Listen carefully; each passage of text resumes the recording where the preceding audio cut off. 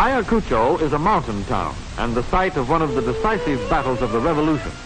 It marks about the halfway post on our journey from the coast to Cusco, the old Inca capital.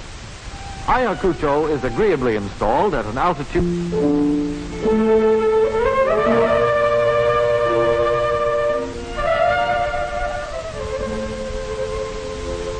off again toward Cusco. It is well to remember that here we are not on the main Pan-American highway, but off on a side trip to the Inca capital. Indian herders with slings, keeping their cattle and horses together by a method peculiar to this part of the world. And then Cusco. The great plaza reveals Spanish colonial architecture in its perfection. But here in Cusco, the mind goes back to a past far more remote than the Spanish conquest, for here was the capital of the empire of the Incas.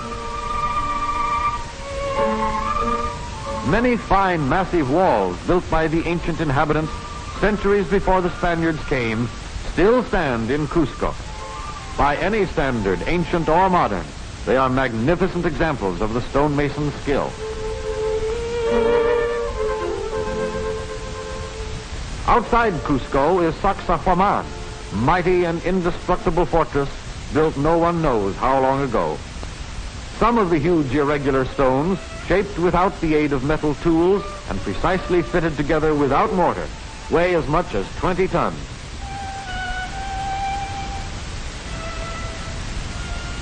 At Machu Picchu, about 50 miles from Cusco, is another stupendous ruin, disclosed to modern eyes only in 1912. Here, on the summit of a lofty ridge lying between still loftier peaks, the Incas had a fine city and an impregnable stronghold. The thatched roof you see here is modern, but just like those the Incas used. The Inca thatching and wooden roof beams, of course, disappeared ages ago, but the ancient masonry stands century after century.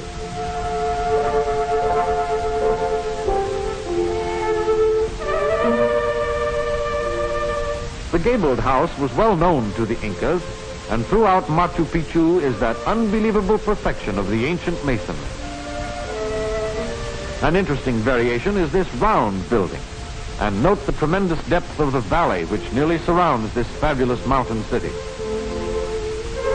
Down a street of the old city and into a house. That's just how it was many a time long ago, centuries ago, long, long before Europe knew there was such a place as America. The highest point of Machu Picchu and the site of the sundial, sacred to the greatest Inca god, the sun. The temple of the three windows, rich in Inca legend. Finally, behold the terraces on which the dwellers of Machu Picchu raised their crops. The Incas were the only early Americans who understood the use of fertilizer. Believe it or not, you are looking at an Inca farm. The route is again briefly through Peru, the southern tip of it. In Arequipa, you will find, at an elevation of 7,600 feet, a number of pleasant things: a fine climate, genuine Spanish colonial atmosphere, cleanliness, quiet, and order. This is Peru's second city, but many rank it in charm and interest unquestionably first.